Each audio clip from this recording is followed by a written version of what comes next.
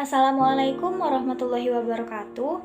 Perkenalkan, nama saya Hana Fujiana dengan NIM 661200033 di mata kuliah e-Government.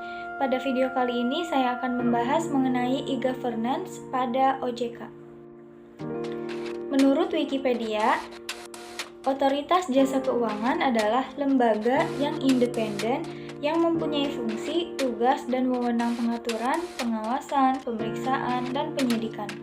OJK dibentuk berdasarkan UU Nomor 21 Tahun 2011 yang berfungsi menyelenggarakan sistem pengaturan dan pengawasan yang terintegrasi terhadap keseluruhan kegiatan di dalam sektor jasa keuangan.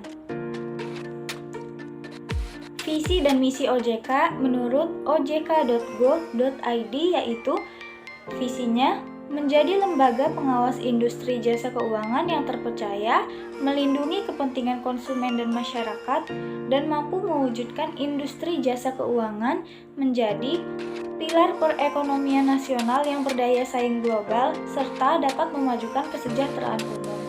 Untuk misinya, mewujudkan terselenggaranya seluruh kegiatan di dalam sektor jasa keuangan secara teratur, adil, transparan, dan akuntabel. Mewujudkan sistem keuangan yang tumbuh secara berkelanjutan dan stabil, melindungi kepentingan konsumen dan masyarakat. Otoritas Jasa Keuangan Arrangement Matrix. Yang pertama yaitu IT Principles. Tata kelola IT merupakan proses pengendalian manajemen suatu organisasi terhadap IT atau sistem informasi yang digunakan untuk menyelaraskan IT dengan tujuan organisasi. Pada OJK, pihak yang memberi input tentang peranan IT pada organisasi yaitu direksi atau IT monarki. Direksi melakukan pengawasan terhadap risiko teknologi informasi dan memastikan fungsi teknologi informasi mampu untuk mendukung strategi dan tujuan bisnis dari penyelenggara. Pihak yang memberi decision pada IT Principles yaitu Ketua Dewan Komisaris dan Wakil. Bisa disebut bisnis monarki. IT Architecture yaitu standar IT dan mengkreasikan standar aplikasi manajemen yang digunakan. Pihak yang memberi input tentang standar IT yang dilakukan dan diwujudkan dalam keputusan-keputusan tentang peraturan data, yakni setiap IT spesialis saja yaitu direksi atau IT monarki.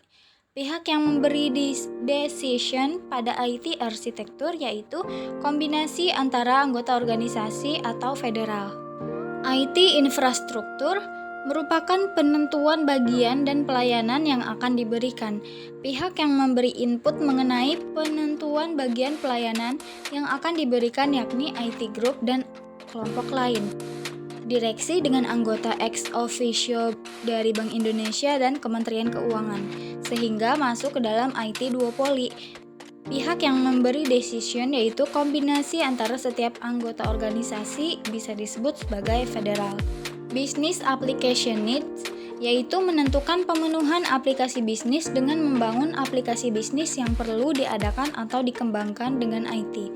Pihak yang memberi input mengenai kebutuhan organisasi berkaitan dengan penggunaan IT yaitu direksi atau IT monarki.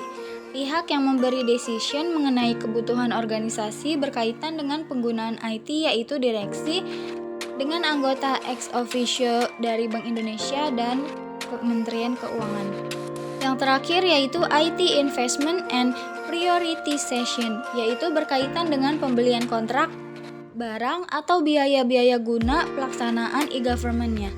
Pihak yang memberi input mengenai prioritas barang yang akan dibeli dan berapa biaya yang akan dikeluarkan yakni kepala eksekutif unit-unit atau feodal. Pihak yang memberi decision yaitu ketua dewan dan wakil bisa disebut sebagai bisnis monarki. Pada 28 Oktober 2018, OJK meluncurkan sistem informasi terintegrasi berbasis aplikasi seluler. Sistem ini menyediakan data dalam format yang mudah dicari dan diakses oleh insan OJK. Sebagai bentuk penerapan e-government dalam mewujudkan tata kelola yang transparan dan akuntabel. Pada aplikasi Smart HR ini saya tidak bisa masuk seperti video di samping yang memperlihatkan saya membutuhkan username LDAP dan kata sandi. karena ini aplikasi khusus para SDM OJK. Menurut data dari ojk.go.id, per 6 Oktober 2021 terdapat 106 aplikasi pinjaman online yang terdaftar dan berizin OJK. Dari 106, saya memilih untuk membahas satu aplikasi yaitu Uang Teman. Peta Digital Alpha Indonesia, penyedia layanan pinjaman online mikro pertama di Indonesia dengan nama Uang Teman merupakan badan hukum yang didirikan berdasarkan Hukum Republik Indonesia.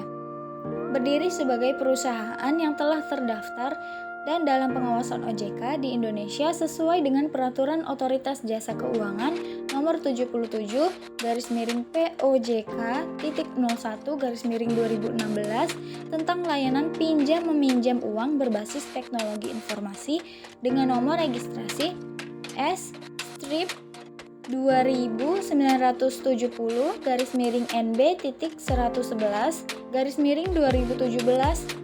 Uang Teman juga secara resmi telah mendapatkan perizinan penuh dengan status berizin melalui nomor registrasi Cap/50-D.05/2019. Untuk menggunakan aplikasi Uang Teman, langkah-langkahnya yaitu: pertama, kita cari di Google Play Store, setelah itu di-download.